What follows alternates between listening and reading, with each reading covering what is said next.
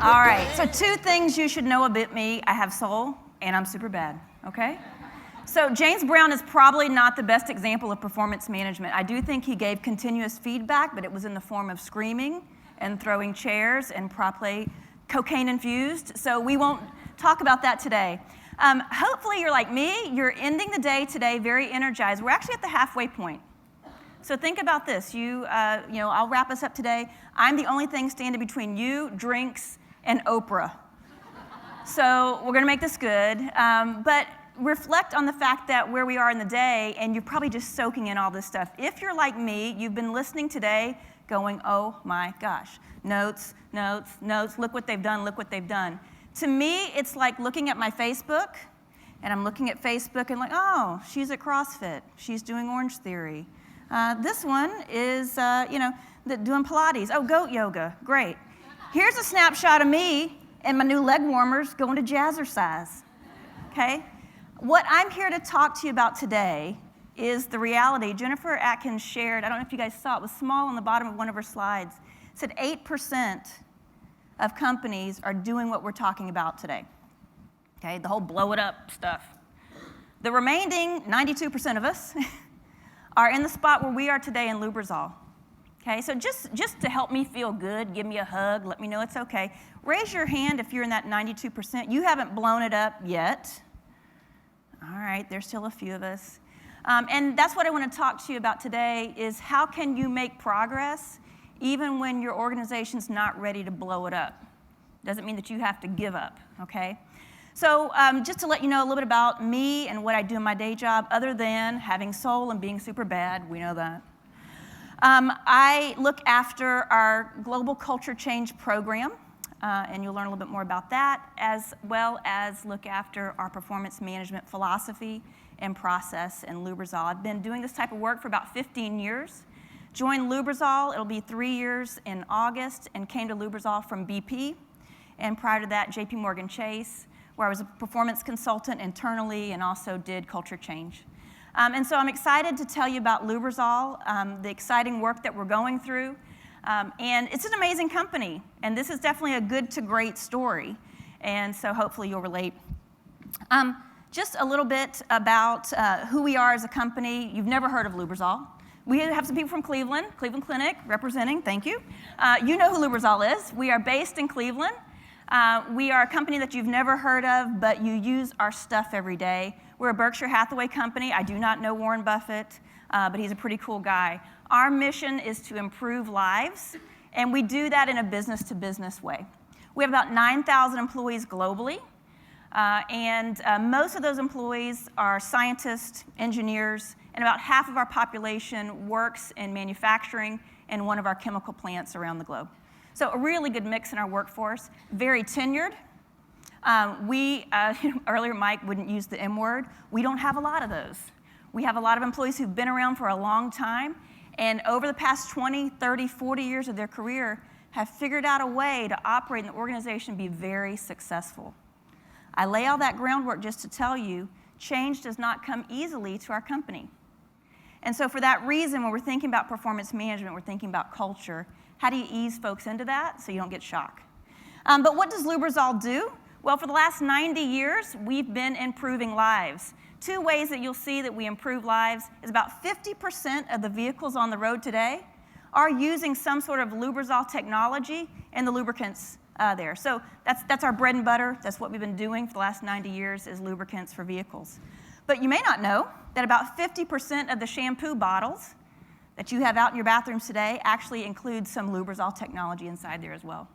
And we're from Cleveland, and so I will also say LeBron's Nikes are powered by Lubrizol technology. So we are an innovation partner with Nike. We make the performance fabric that makes Under Armour what it is. And so we're in all kinds of stuff, and we're a great place to go to work every day. So if we're so great, then what's the problem? And that's actually why probably a lot of us are here. Our companies are great companies. And that's what I want to talk to you today. We're going to talk about some of the essentials, things that we've learned, and really just since September of last year.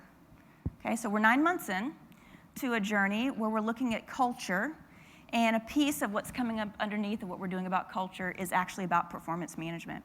So some things I'm going to share with you today. One, about assessing your methodology. Secondly, are you ready? Third, are you going to convert your business leaders into people who really lead this? Enrolling HR, and you may say, well, hold on, we are HR. Yeah, well, we need to get re-enrolled in what we're doing here. And then creating measures to know that you're making progress along the way. So in the case of Lubrizol, I will say that it all kind of came to a head. We had a new CEO who was coming up from within the organization and stepped back to say, hold on, wait a minute. This doesn't make sense. We have so much more potential than what we're realizing. We've got the smartest people. We've got amazing technology. We've got plants all around the globe. We've got Warren Buffett's checkbook. Why aren't we blowing the roof off this thing? And so that was really the place where he started to readjust the organization and say, hey, we feel pretty comfortable around here. We're 90 years at this thing. Are we feeling a little too big to fail? Because there's a lot more that we could be doing. And so what our CEO said was two statements that made a big difference in the organization and started a whole new conversation. Results matter, and the status quo is unacceptable. Needle off the record. Hold on. I've been doing this for 30 years. Lubrizol's been here for 30 years. We're going to be here, another 90 years. What do you mean? And so I say that to introduce this whole idea about assessing your methodology, because I don't want you to put the cart before the horse. We had been wanting to have a performance management and culture conversation with our leadership for many years. As a talent management group, we had seen some things that were happening that made us think, if we focused on culture and we changed some things with performance management, that probably would be good for us. But that's not the place where a CEO thinks from. A CEO thinks from, what's my problem? And if my problem's results, then come to me with a solution about that, but don't come to me with some cool book that you just read that you think you need to implement something as a result of it. And so I just bring that to you because we're going to talk here about assessing your current performance management methodology, but you really need to understand how your executives are thinking and what their problems are. So I've got the Cleveland Browns here. For anybody from Cleveland, I'm sorry, sadness just overcame us.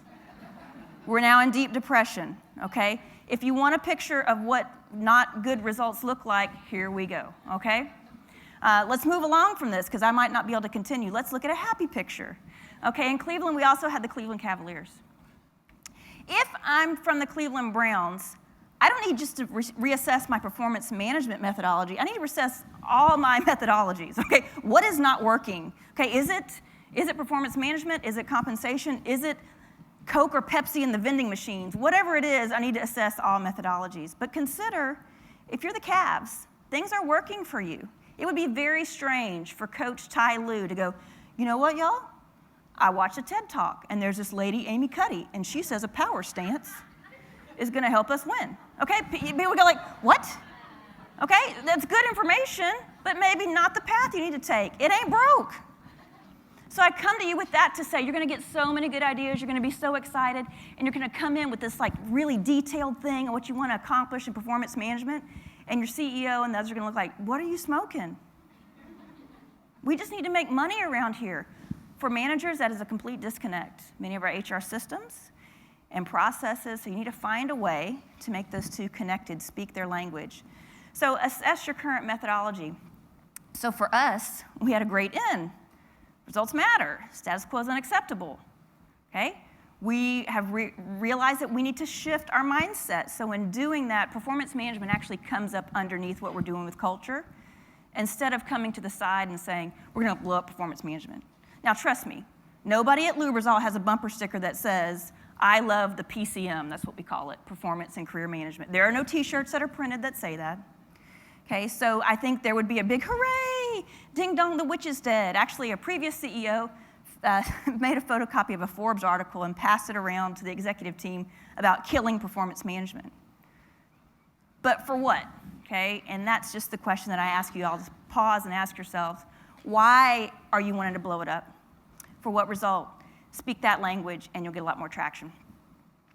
The second thing that I mentioned is that you will want to determine readiness for change in your organization.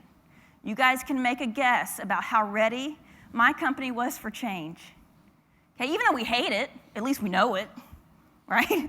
It's miserable, but I know how to do it, and I've been doing it a long time. And so, just think about this, and before you just go blow something up, I will make an equation and tell an analogy about blue jeans.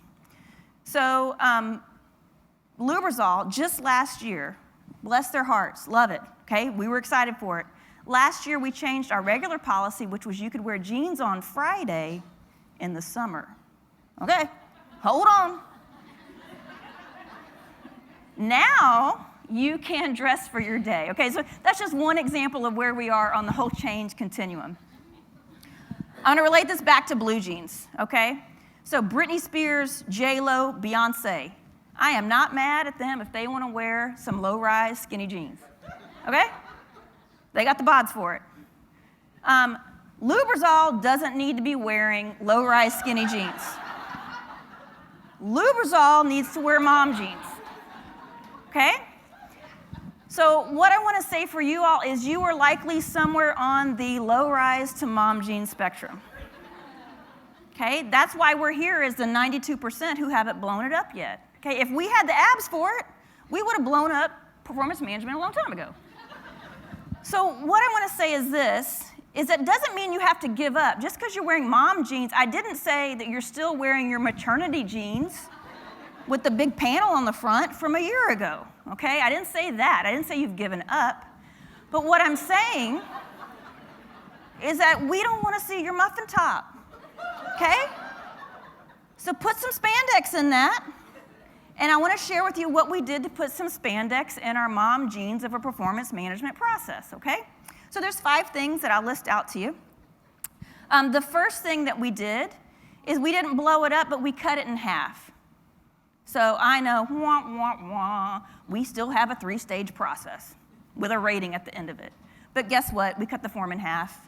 It still happens online. People were ecstatic. Woo, okay, this is good, okay? So spandex number 1, cut it in half.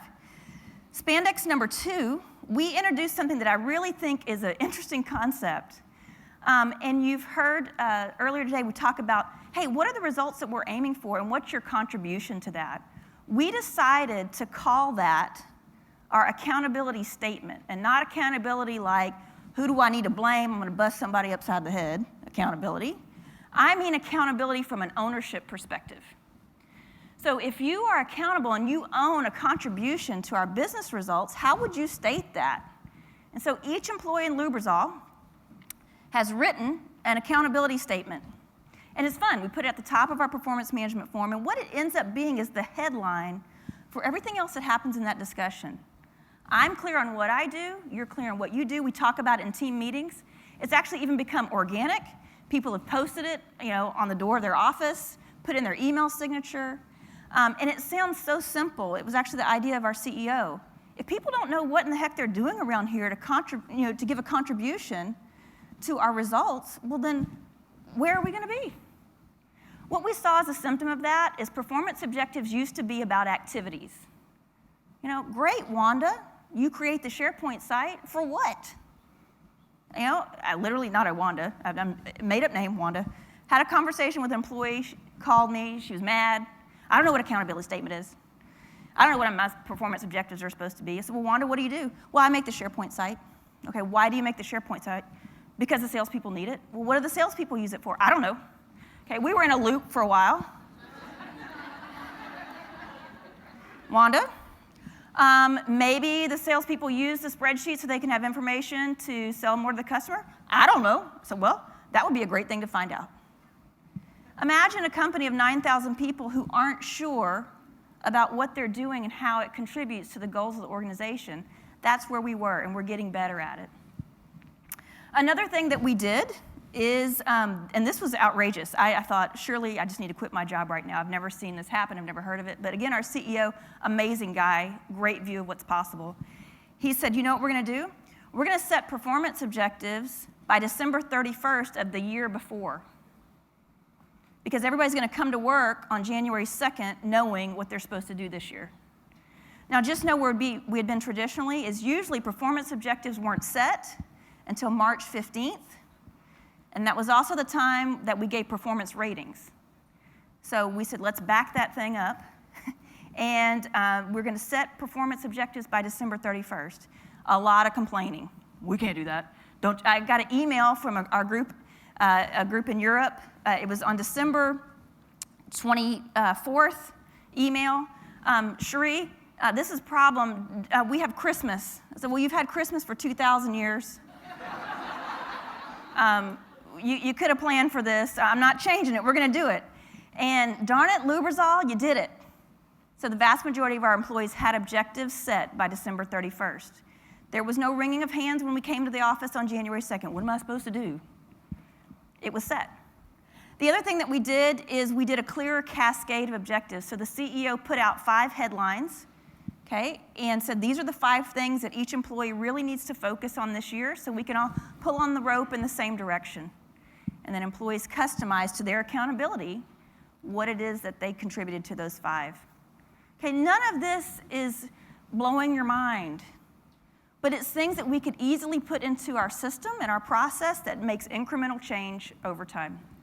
Now, those are all system type things. We haven't really done much about the conversation itself, because the reality of it is I can tweak the system, but if it's still all about the system, it's still a pretty poor experience and doesn't really mean all that much. I've never seen an organization take a commitment to those conversations more so than Lubrizol has. Our top 200 managers are going through very extensive coaching development with a 360 attached, as well as situational leadership. They'll be done with that work by the end of this year. And as a part of our culture transformation, like I said, almost 9,000 employees, each employee in the organization will, by the end of July, have completed a full-day workshop focused on our new cultural beliefs, how can they be more accountable, and also 3 culture management tools that help us to make this real. Hourly employees, plant employees, we're doing these at night, a full 8-hour day, well, a full 8-hour night. And it's amazing. It is taking off from a grassroots, the excitement and the energy. This just started in September, and I'm amazed at the change that we've already seen in an organization that I wasn't sure if we could do it. So that's some of the spandex that we've put on it, little lift, squeeze. Maybe one day we'll be in some low-rise jeans, but for right now, and this is where I want to encourage you for right now, if you're thinking and you've got that yeah, but bubble over your head as you're listening to the presentations, there's things that you can do right now to put some spandex on it and make small changes over time that improve the employee experience. And it's not just about the employee experience. For those of you who are in a nonprofit or you're just here to make people happy, bless you, Lubrizol's here to make some money, okay? That's why we're doing any of what we're doing, is we need to get improved results. It's right there in front of us. We need to go for it. So how do we then get leaders to see this as a part of what they do every day? Okay, so in our traditional ways, HR would drag leaders kicking and screaming to performance management.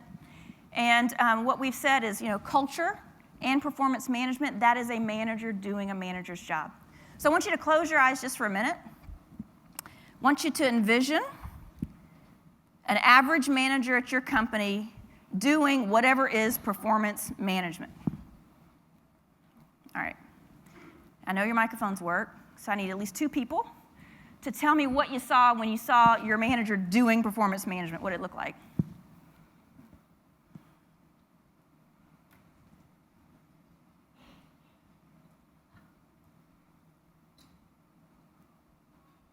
I have good stuff to share, but I'll wait. Back here, do you want, this way? Yep.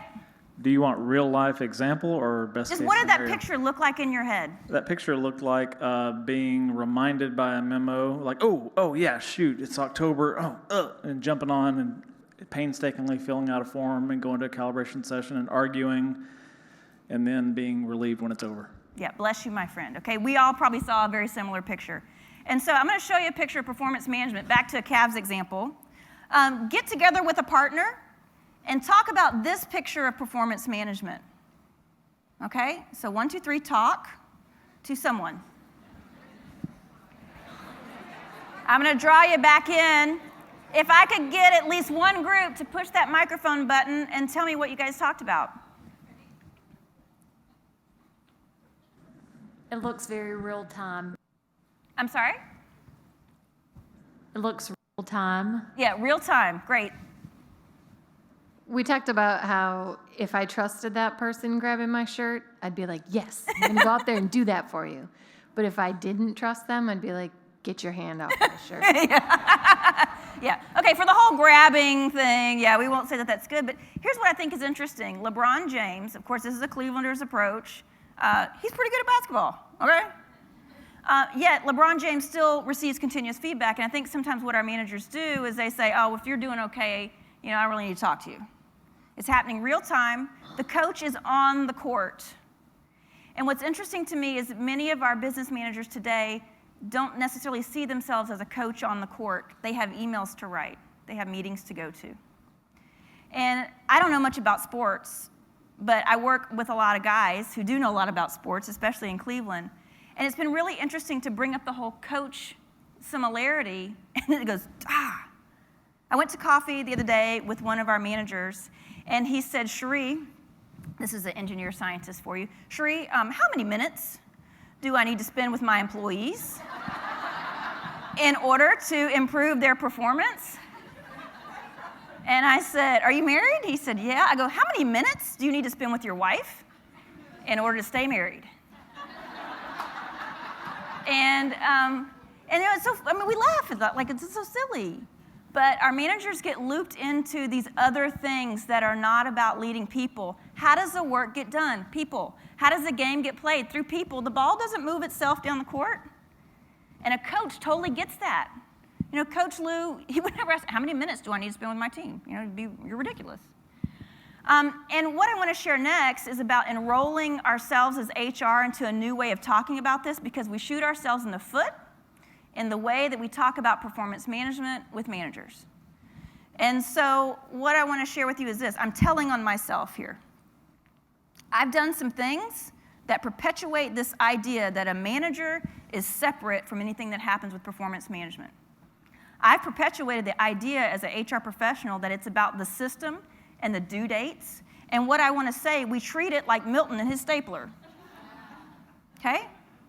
This may have happened to you before. A manager that you work with calls you, hey, Cheree, in my leadership team meeting next week, I've got 5 minutes on the back end of the agenda. Do you have any HR stuff you want to cover? I'm ecstatic. Ooh, I get to have words. Okay? Old me would have gone through the list. Okay, well, compensation spreadsheets due this day. You guys are going to get in the forms to nominate the people who you want for leadership development. Blah, blah, blah, blah, blah, blah. Stapler, stapler, stapler. When I speak about people stuff in a systems, process, due dates way, what does that cause managers to believe? That that's what it is. I need to be the coach to the coach. I need to be out on the court with that coach while he or she is coaching their team. So in that 5 minutes of precious time, what should I instead say? So stroke your beards on that one a little bit, okay? We're all been given the 5 minutes. Maybe in that 5 minutes, what I should say is, hey, while I'm here, what's keeping you guys up at night in regard to the talent challenges in your team?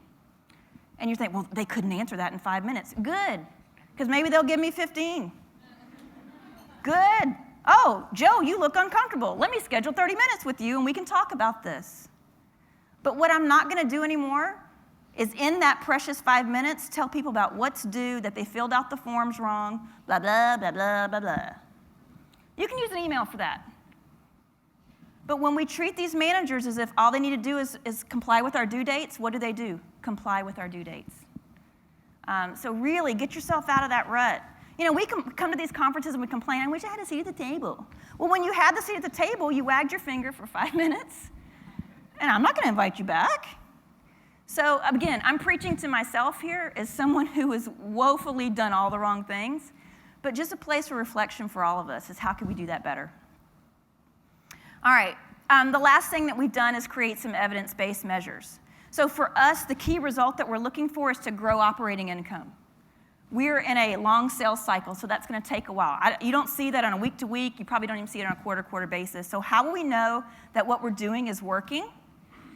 And so what I want to say is in the same way, if the doctor said, you need to lose 20 pounds to get into your BMI, so you can eventually also wear those low-rise skinny jeans, okay? You wouldn't say, okay, well, 20 pounds, that's easy, I'll have that done tomorrow, okay? Unless I sever a limb, that's not gonna happen. I don't recommend it. You're not gonna look so cute in your skinny jeans if you're missing a leg, okay? So, but what you can do is say, hey, the experts tell me that there are behaviors, actions, actual evidence of stuff that is tangible that I could see that lead up to losing weight, okay? Food diary, cardio for at least 30 minutes a day. I don't know, I'm not following any of their advice, but there's other stuff. I already told you I put spandex in my pants to take care of all that. But there's other stuff, okay? And so what you can measure is that happening or is that not happening? So an evidence would be, did you food diary today? Nope. They had a nice buffet at the conference, so I just ate like a pig, okay? Well, then I'm probably, if I keep up that track, I'm not gonna lose that 20 pounds. So we've put some of the same measures in place that are signs and signals that we're headed in the right direction towards operating income growth. One is, have you created an accountability statement that articulates what you do to contribute to the success of the organization? Yes or no? We've got our culture management tools that are in place, which are storytelling, recognition, and feedback. We have very formal mechanisms as far as what that looks like coming out of our culture workshops. And so we're able to measure, yes or no, are those things happening? And actually, hot off the presses, I went back up to my room and I just pulled the results. We're in the midst of an employee survey right now. And I have the results for you as of today. We're not fully complete, but we're almost done. 79% of our employees are saying that their manager helped them to understand the current performance of the company. So results matter. So if I don't even know if the company is making the results, how can I contribute to that? So almost 80% of our employees said yes. 90% of our employees said, I know I must be willing to change my mindset to achieve results. That shows that they're willing to do something new, to go beyond, to get the results for the organization. 81%, my manager and I agreed my accountability statement. 82%, my manager and I agreed performance objectives. And then for our culture management tools, we've got some room to grow here, but consider, we just started this in September. We didn't even have this language 9 months ago. So anything above 1%, it's like, well, great, okay? So this is gravy. Are you seeing evidence of recognition happening in the workplace? 74% of our employees say yes. Are you seeing examples of storytelling? 50% say yes. Are you seeing examples of ongoing feedback? 64% say yes. So I'm pretty excited about that because, again, this time last year, the answer would have been, I don't even know what you're talking about. I bring that to you just as an encouragement, and I'll wrap us up by saying you've heard a lot of great things today. You are one of the 92% there with me. It may seem overwhelming, but think about what can you do. You may still be in your mom jeans, but can you put some spandex on that? Okay? And what can you do? And so think about, we're at the halfway point. What are you committed to right now? What have you written down in your notebook? What sparked for you? What's possible? Okay? Now step outside of that just a little bit. What's just on the edge of what you think is possible? Make that your goal. Do that. And we've heard amazing stories. You know, Jennifer, you were just here a year ago, and it's amazing to see what she's done. So I'm going to wrap us up because Oprah is waiting. And I just want to thank you. So you've made me feel great because I'm talking to a few of you. We kind of go in the confessional together and go, I'm not in the 8%, me either, okay? But what can we do to support each other, to encourage, to push, to nudge, so that we can be a part of that, and that number gets higher and higher. And not only are our companies achieving results, but we're doing it in a way that engages and excites our employees. So thank you very much for your time today.